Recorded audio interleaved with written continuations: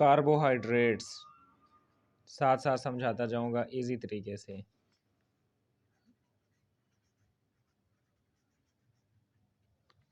इसमें दो चीज़ें हैं, एक कार्बन दूसरा हाइड्रोजन।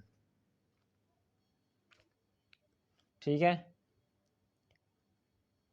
आपके सेल के अंदर आपको बेसिक एनर्जी देने वाले जो कंपाउंड हैं वो कार्बोहाइड्रेट्स हैं। ठीक है, इनको कार्बो और हाइड्रेट्स क्यों कहा जाता है? ये ऐसे कार्बन्स होते हैं जो हाइड्रेटेड होते हैं।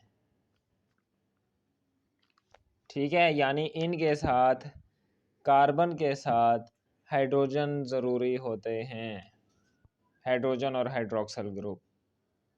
ठीक है, मेरे साथ साथ समझते जाएं।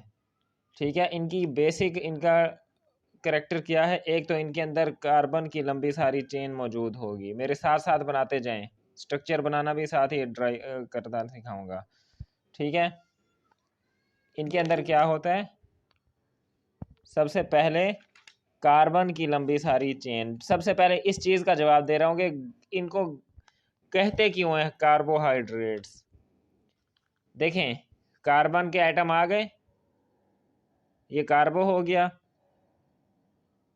अब इसके हाइड्रेट्स मैं बना रहा हूँ, ग्लूकोज का स्ट्रक्चर बना रहा हूँ। ठीक है, मेरे साथ साथ बनाए, फिर मैं समझा देता हूँ। सिर्फ कार्बन नंबर 3 पे हाइड्रोक्सिल ग्रुप इस साइड पे आएगा। ठीक है,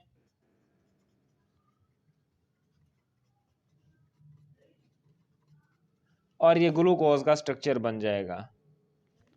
देखें, carbon number alpha carbon 1, beta carbon, ये कार्बन नंबर 3। कार्बन नंबर 3 का जो हाइड्रोक्सिल ग्रुप है वो लेफ्ट साइड पे है, तो किसका स्ट्रक्चर बन जाएगा? ग्लूकोज का। ठीक है, अब जब आप इसका स्ट्रक्चर देखेंगे तो देखें ये कार्बन है और देखें इसके साथ वाटर मॉलिक्यूल अटैच है, एक हाइड्रोक्सिल ग्रुप और एक हाइड्रोजन। ये मिलके क्या बना रहे हैं? H2O बना रहे हैं। अगले कार्बन पे देखें, अगले पे देखें, कार्बन पे हाइड्रोजन हाइड्रोक्सल, पानी का मॉलिक्यूल बन रहा है, hydrogen hydroxyl, hydrogen hydroxyl, CH2OH, इधर भी पानी अटैच है, इसलिए इनको हाइड्रेट्स ऑफ कार्बन कहते हैं। यहां तक क्लियर हो गया आप लोगों को?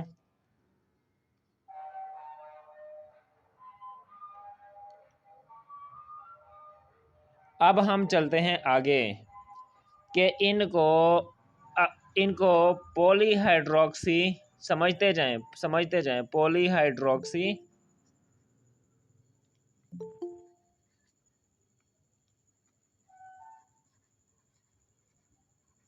एल्डिहाइड या कीटोन्स क्यों कहा जाता है?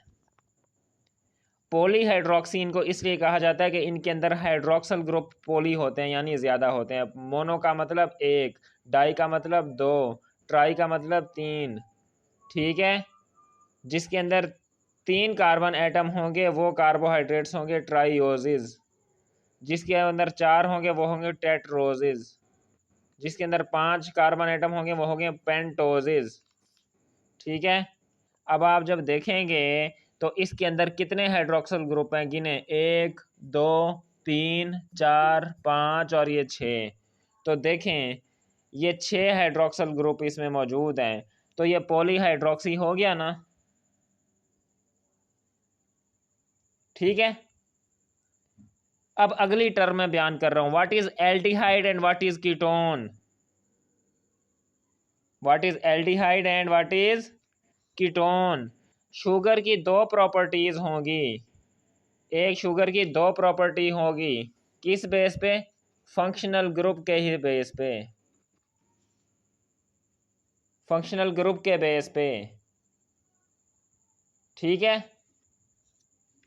वो प्रॉपर्टी कौन सी है? या उसमें फंक्शनल ग्रुप होगा एल्डिहाइड या उसमें फंक्शनल ग्रुप होगा कीटोन। ये हो, अगर एल्डिहाइड हो तो वो उसको आप कहेंगे एल्डोज, अगर उसमें कीटोन हो तो वो होगी कीटोजिस। ठीक है। कीटोन जो है वो बल्की ग्रुप है, एल्डिहाइड हल्का ग्रुप है। तो फंक्शनल ग्रुप की बेस पे कार्बोहाइड्रेट्स की दो टाइप्स हैं। अगर फंक्शनल ग्रुप एल्डोज शुगर है, एल्डिहाइड है, बल्कि भारी ग्रुप,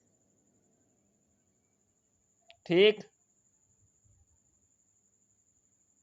अगर फंक्शनल ग्रुप एल्डिहाइड है, लिखते जाएं साथ साथ, तो वो होगा एल्डोज। अगर उसमें फंक्शनल ग्रुप है कीटोन तो वो होगा कीटोन। अब इधर ही मैं आपको दो एग्जांपल्स भी क्लियर करा देता हूं। ठीक है। दो 3 कार्बन शुगर्स आपने सुनी होंगी। इसी तरह 3 कार्बन बनाए, पहले के साथ हाइड्रोजन डबल बॉन्ड ऑक्सीजन,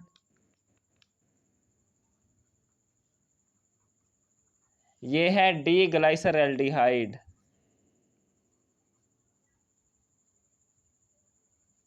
देखें, इसमें एल्डिहाइड ग्रुप लगा हुआ है, तो ये एल्डिहाइड है। अब मैं बना रहा हूं कीटोन, डाईहाइड्रोक्सी एसीटोन का स्ट्रक्चर। दोनों 3 कार्बन शुगर हैं, बनाते जाएं मेरे साथ साथ, स्ट्रक्चर आपको आसान हो जाएंगे। देखें, यहां पे कीटोन ग्रुप लगा हुआ है, तो ये हो गई dihydroxy acetone, dihydroxy acetone. Clear हो गया। यानी जहां पे फंक्शनल ग्रुप हो ग्लाइसर एल्डिहाइड, एल्डिहाइड, ठीक है, तो वो होगा एल्डोज शुगर। ऐसी शुगर जिसमें फंक्शनल ग्रुप जो है वो एल्डिहाइड है, वो होगा एल्डोज। ऐसी शुगर जिसके अंदर फंक्शनल ग्रुप हो कीटोन, तो वो होगी कीटोजिस, जिसको आप डाईहाइड्रोक्सी एसीटोन कहेंगे। ये दोनों 3 कार्बन शुगर हैं जो आपकी मेटाबॉलिज्म में इंटरमीडिएट के तौर पे काम आती हैं। समझ आ गई? यहां तक क्लियर हो गया। अब एक सवाल है, एक सवाल की तरफ आ रहा हूं। हम कहते हैं कि कार्बोहाइड्रेट्स जो हैं ये हैं भी पॉलीहाइड्रोक्सी,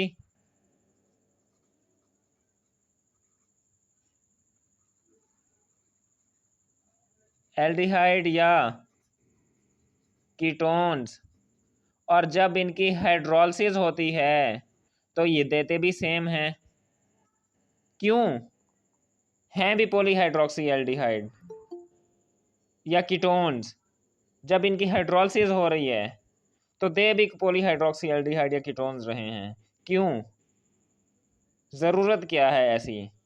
और सिर्फ हाइड्रोलिसिस ही क्यों हो रही है? कोई और रिएक्शन क्यों नहीं आ गया? इसकी रीज़न लिख लें। आपके सेल के अंदर सबसे ज़्यादा होता है पानी, water. Water is universal solvent. सारे जो रिएक्शन हैं वो वाटर कैरी कर सकता है। ठीक है। दूसरी बात, पॉलीहाइड्रोक्सी एल्डिहाइड हैं और बना भी पॉलीहाइड्रोक्सी एल्डिहाइड रहे हैं। क्यों? उसकी रीज़न ये है, उसकी रीज़न ये है कि ये होते हैं कम्प्लेक्स फॉर्म में। लिखते जाएं, कम्प्लेक्स पॉलीहाइड्रोक्सी एल्डिहाइड होते हैं या कीटोन। फिर जब इनकी हाइड्रोलिसिस होती है तो ये बनाते हैं simple polyhydroxy aldehydes, simple polyhydroxy aldehyde या ketones. That is the reason. अब मिसाल देता हूं। आपको सारा दिन भूख लगी हुई थी, आपने पकोड़े खाए, आपने समोसे खाए, आपने शरबत पिया, ठीक है। आपने हज़ारों चीज़ें खाई, दालें खाई, आपने रोटी खाई, ये सारी किस पे मुश्तमिल है? स्टार्च पे। लिख लें, अभी अभी सारा कंसेप्ट क्लियर हो जाएगा। लिखें, ये किस पे मुश्तमिल है? स्टार्च पे। And starch is a complex polyhydroxy aldehyde, complex carbohydrate. समझ आई? अब हमारा सेल है ये, ठीक है। सेल को चाहिए एटीपी या ग्लूकोज, सेल को स्टार्च नहीं चाहिए। अब ये समझा रहा हूँ कि ये किस तरह सिंपल में तब्दील होते हैं, इसका आंसर दे रहा हूँ। स्टार्च है कम्प्लेक्स पॉलीहाइड्रोक्सी एल्डिहाइड या कीटोन। क्यों? Starch is a polymer of glucose.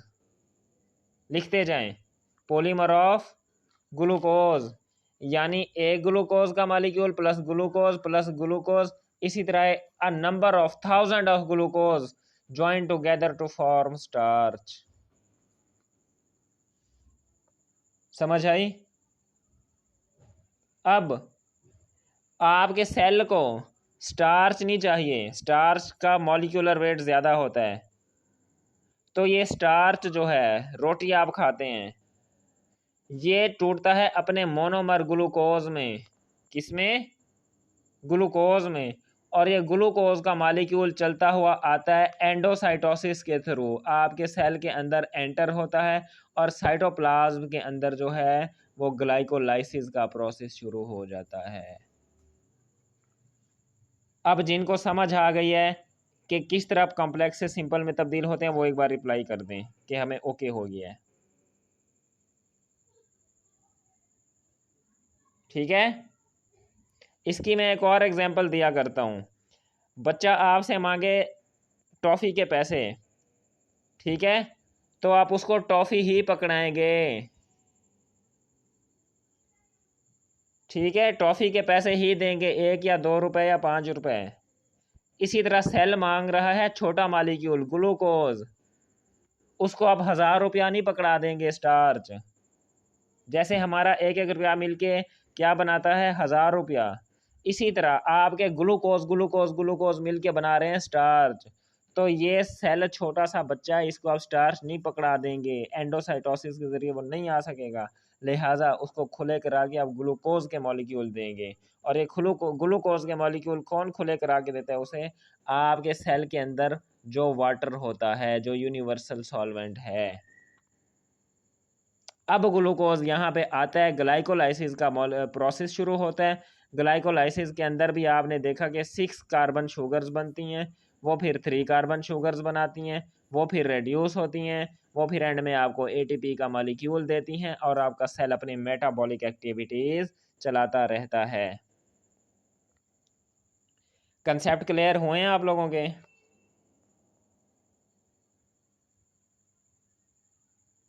Clear है सबको? अब समझ आ गई कि हैं भी पॉलीहाइड्रोक्सी एल्डिहाइड या कीटोन्स, और बना भी पॉलीहाइड्रोक्सी एल्डिहाइड या कीटोन्स रहे हैं। क्यों? That is the reason. You are students of science, logic चाहिए होता है हर चीज़ का। इस तरह नहीं होता कि ग्लूकोज आता है सेल में, फिर इस तरह फिर इस तरह होते होते ग्लूकोज ये बना के चला जाता है। लॉजिक दें, ठीक है। अब मैंने एक लफ्ज़ का नाम लिया था एंडोसाइटोसिस। ये एंडोसाइटोसिस क्या है? लिख लें, साइटोसिस ये ऐसा प्रोसेस है जिसमें सेल के अंदर कोई मटेरियल अंदर आता है या बाहर जाता है। अगर अंदर आ रहा हो तो उसको कहेंगे एंडोसाइटोसिस, अगर बाहर जा रहा हो तो उसको कहते हैं एक्सोसाइटोसिस। अगर कोई लिक्विड मटेरियल सेल के अंदर फ्लो कर रहा है उसको आप कहेंगे पाइनोसाइटोसिस। क्या कहेंगे? सेल के अंदर आ रहा है तो एंडोसाइटोसिस, सेल के बाहर जा रहा है तो एक्सोसाइटोसिस। अगर कोई लिक्विड मटेरियल सेल के अंदर फ्लो कर रहा है तो उसको आप कहेंगे पिनोसाइटोसिस या पाइनोसाइटोसिस। ठीक, अब ये प्रोसेस किस तरह होता है? एंडोसाइटोसिस, ग्लूकोज का मॉलिक्यूल आया, यहाँ पे आगे अटैच होगा, इसके इर्द गिर्द वैक्यूल बनेगा, वैक्यूल इसको अंदर ले आएगा, लाइसोसोम जो हैं वो इसको वैक्यूल बनाएंगे, फिर लाइसोसोम इसको इसके छोटे डाइजेस्टेबल पीसेस में तोड़ देंगे। ये है एंडोसाइटोसिस। अब बता रहा हूँ एक्सोसाइटोसिस। ये है कोई माइटोकॉन्ड्रिया अपना काम कर रहा था, काम करते करते इसकी डेथ हो गई, काम पूरा कर हो गया, इसका डेथ हो गई, हाफ लाइफ पूरी हो गई। अब क्या होगा? लाइसोसोम्स आएंगे, इसके इर्द गिर्द वैक्यूल सिक्रीट करेंगे, फिर अपने डाइजेस्टिव एंजाइम इसके ऊपर गिराएंगे, इसको छोटे छोटे डाइजेस्टिबल पीसीज में तकसीम करके जो सेल के यूज़ होने वाला होगा वो सेल यूज़ कर लेगा, फिर यही वैक्यूल इधर आएगा, इसकी मेम्ब्रेन के साथ अटैच हो गए, इसको इस तरह सेल से बाहर फेंक देंगे। It is exocytosis. Endocytosis exocytosis का पता चल गया आप लोगों को? एंडोसाइटोसिस, कोई मटेरियल सेल के अंदर फ्लो कर रहा है, उसको आप कहेंगे एंडोसाइटोसिस। कोई मटेरियल सेल से बाहर जा रहा है, उसको कहेंगे एक्सोसाइटोसिस। अगर लिक्विड मटेरियल सेल के अंदर फ्लो कर रहा है तो उसको आप कहेंगे पिनोसाइटोसिस। क्लियर हो गया?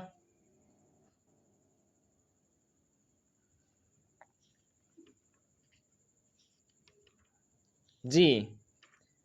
इससे आगे ये था कि कोई भी माइटोकॉन्ड्रिया जब अपने या कोई भी ऑर्गेनेली वो अपना काम छोड़ देती है, उसकी डेथ हो जाती है, ठीक है।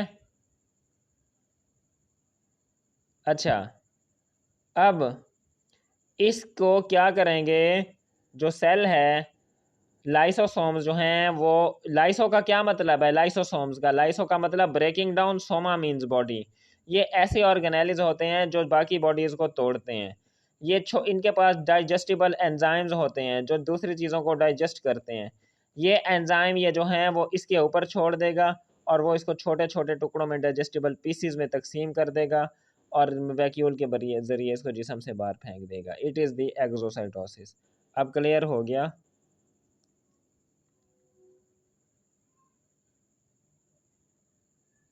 जी।